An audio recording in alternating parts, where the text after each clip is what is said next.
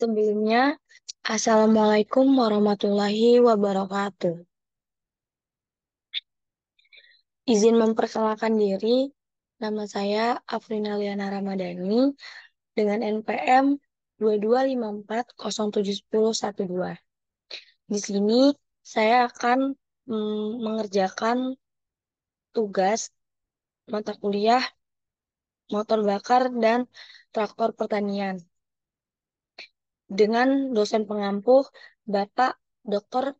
Mareli Talaum Banua STP MSc.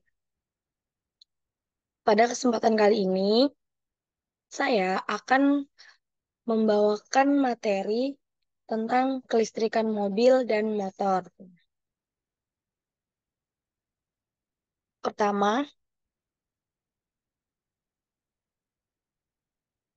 apa itu sistem kelistrikan? Nah, jadi sistem kelistrikan itu adalah sistem yang meliputi beberapa bagian yang saling terhubung dan mengandung aliran listrik yang digunakan untuk menghasilkan, mendistribusikan, dan mengontrol energi agar mesin dapat beroperasi. Selanjutnya, itu ada fungsi dari kelistrikan. Jadi, fungsi dari kelistrikan pada kendaraan eh, adalah sistem kelistrikan mesin yang mana fungsinya untuk menghidupkan mesin dan mempertahankan agar mesin tetap hidup. Seperti contohnya itu ada menghidupkan mesin mobil, menghidupkan lampu, menghidupkan AC, menghidupkan lampu sen, gitu. Nah, jadi secara singkatnya, sistem-sistem yang ada di dalam kendaraan dan membutuhkan energi listrik dan fungsinya juga berhubungan dengan mesin itu termasuk dalam kategori sistem kelistrikan atau mesin. Nah, di sini yang pertama itu ada kelistrikan pada mobil. Apa sih sistem kelistrikan pada mobil itu? Nah, pada eh, slide ini saya akan sedikit menjelaskan apa itu sistem kelistrikan pada mobil.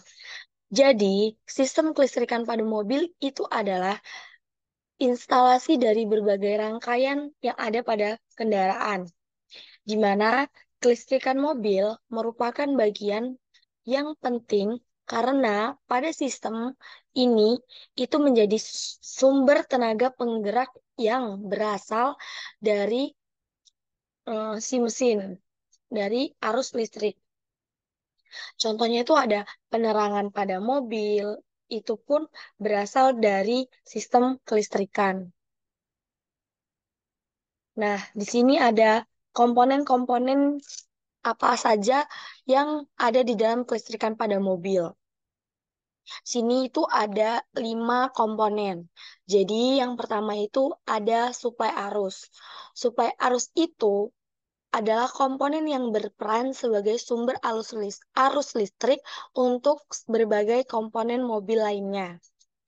Yang kedua, itu ada komponen input.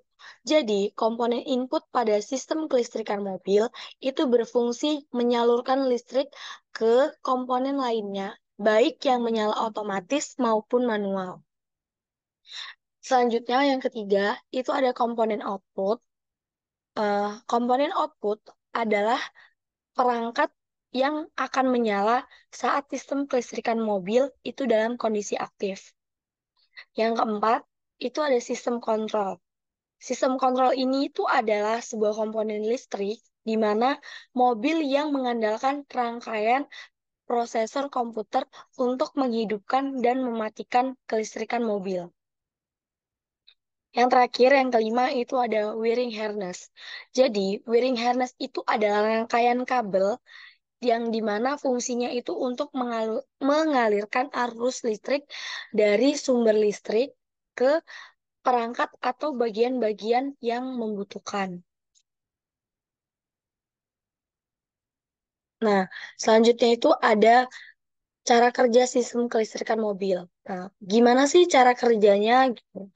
Jadi, secara singkat, secara sederhana, cara kerja dari sistem kelistrikan mobil itu sama aja kayak sistem yang ada di dalam tubuh kita, sistem peredaran darah yang ada di dalam tubuh kita gitu. Contohnya, baterai itu sebagai jantung dan eh, darah itu sebagai arus arus listrik, kabel itu sebagai pembuluh darah. Jadi, ketika si jantung, si baterai itu eh, mengalir,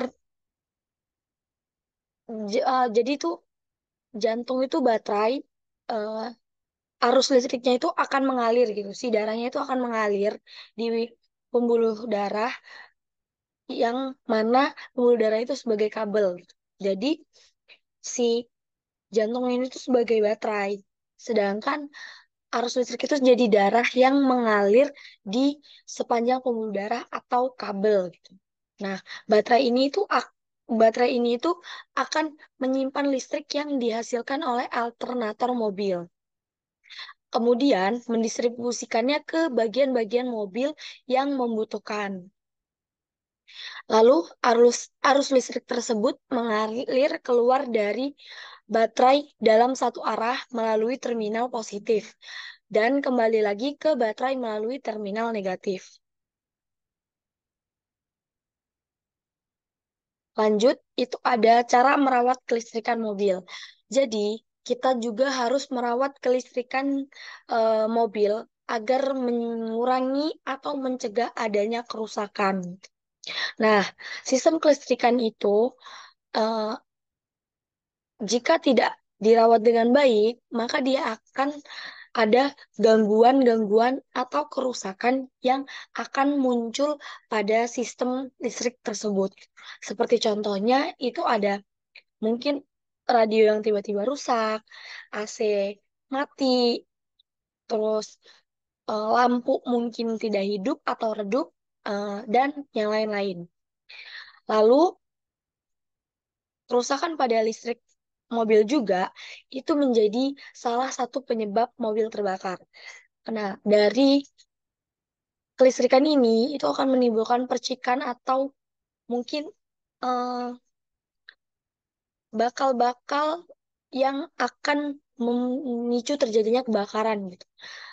Karena seperti yang kita ketahui, yang namanya listrik itu cepat sekali untuk mudah terbakar gitu. Apalagi dalam keadaan panas atau konsleting. Nah, maka dari itu, komponen-komponen kelistrikan pada mobil itu juga perlu dirawat. Nah, gimana sih cara merawatnya?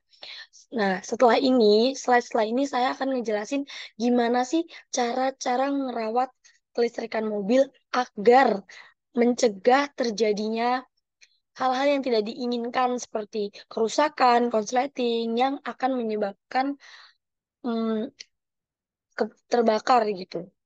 Nah, Nah, ini ada beberapa cara untuk merawat kelistrikan mobil. Yang pertama, itu kita harus merhatikan kondisi kabel dan soket karena lapisan kabel yang terkelupas itu akan berpotensi menghasilkan hubungan arus pendek atau korsleting. Nah, sedangkan kondisi soket yang kotor dan longgar dapat mengganggu kerjanya pengapian. Jadi, pengapiannya itu bisa saja tidak sempurna. Yang kedua, itu kita harus sering-sering mengecek dan membersihkan baterai serta kabel baterai untuk memastikan tidak adanya penumpukan-penumpukan korosi. Korosi itu seperti karat-karat yang bisa membuat kabel itu atau baterai itu rusak atau bisa saja tidak bekerja secara maksimal gitu. Nah, yang ketiga itu ada usaha untuk tidak menerobos genangan air dalam karena air dapat masuk ke ruangan mesin dan membasahi sistem kelistrikan mobil sehingga menimbulkan korosif dan konsleting. Lagi-lagi namanya sistem kelistrikan itu tidak bisa untuk terkena air karena bisa memicunya konsleting atau besi-besi, logam-logam yang ada di dalam kabel itu lama-kelamaan akan rusak karena sering terkena oleh air. Nah, selanjutnya itu ada kelistrikan pada motor. Apa sih itu sistem kelistrikan pada motor? Nah, sistem kelistrikan pada sepeda motor itu merupakan sistem yang mengendalikan sumber daya listrik dari baterai atau yang biasa disebut dengan aki. Jadi, aki itu sebagai eh, sumber utama gitu. Sumber utama sebagai tempat penyimpanan energi, sebagai energi utama, sebagai penggerak gitu, energi penggerak gitu. Nah, itu adanya di aki. Jadi mana aki tersebut berfungsi atau bisa menggerakkan berbagai komponen-komponen yang ada di sepeda listrik tadi. Maaf, sepeda motor. Selanjutnya itu ada komponen-komponen kelistrikan yang ada pada motor. Di sini tuh juga ada 5 komponen. Yang pertama itu ada kiprok. Kiprok itu berfungsi menstabilkan tegangan listrik serta mengubah arus listrik. Yang kedua itu ada spool atau generator. Spool adalah komponen sistem kelistrikan sepeda motor sebagai penghasil energi listrik untuk seluruh kebutuhan kelistrikan motor, yang mana termasuk daya aki. Nah, yang ketiga itu ada kabel bodi. Kabel bodi itu fungsinya sebagai penyalur listrik ke seluruh komponen yang lainnya. Yang keempat itu ada skring. Jadi skring itu berfungsi untuk memutuskan arus listrik. Ya, baik secara otomatis ataupun eh, terjadinya aliran arus listrik yang tidak stabil, yang bisa juga menyebabkan kerusakan-kerusakan yang tidak menyebar gitu. Jadi screen ini tuh bisa mm, secara otomatis memutuskan arus listrik untuk mencegah terjadinya konsleting atau yang lainnya. Yang kelima itu ada baterai. Jadi baterai itu berfungsi sebagai penyimpanan daya listrik yang kemudian eh, daya yang disimpan tadi itu disalurkan terhadap komponen lainnya melalui kabel bodi. Nah, apa aja sih fungsi kelistrikan pada motor? Di sini ada beberapa fungsi. Yang pertama itu ada pengoperasian lampu. Jadi, sistem kelistrikan pada motor itu bertugas untuk mengoperasikan berbagai jenis lampu pada sepeda motor. Yang salah satunya itu lampu depan, lampu belakang, juga lampu rem atau lampu sen. Nah, pada lampu sepeda motor ini itu sangat penting untuk memberikan visibilitas di malam hari atau ketika kondisi cuaca yang buruk. Jadi bisa menjadi sebuah apa ya, perhatian gitu, agar hati-hati dan sebagai tanda apabila sedang cuacanya buruk, tidak terlihat malam hari gitu, bahwa kita terlihat di situ kita sedang berkendara. Gitu. Yang kedua itu ada pengapian. Selain pengoperasian lampu, sistem kelistrikan juga itu bisa menjadi proses pengapian mesin sepeda motor, di mana ketika kunci kontak itu dinyalakan, maka sistem kelistrikan itu akan mengirimkan sinyalnya itu ke coil atau pengapian yang selanjutnya, dan eh, akan menghasilkan percikan api di dalam ruang pembakaran tadi. Yang ketiga, itu ada pengisian baterai atau aki. Sistem kelistrikan itu berfungsi untuk mengisi baterai selama sepeda motor berjalan. Nah, komponen utama dari sistem pengisian ini itu adalah generator, yang mana dihubungkan dengan sistem pengapian dan baterai. Juga proses ini berguna untuk menstimulasi jalannya jalur penerangan dan pengapian. Nah, yang terakhir itu ada cara merawat kelistrikan pada sepeda motor. Agar mencegah terjadinya kerusakan, maka kita harus merawatnya terlebih dahulu. Yang pertama itu kalian harus memastikan bahwa spool atau generatornya itu dalam kondisi normal. Yang kedua itu selalu cek kondisi kiprok dan apakah berfungsi normal dalam menstabilkan arus listrik gitu, agar eh, agar akurat gitu hasilnya yang didapatkan. Nah, selanjutnya itu eh, pastikan aki berfungsi dan tidak mengalami kerusakan. Nah, karena aki ini tuh sebagai sumber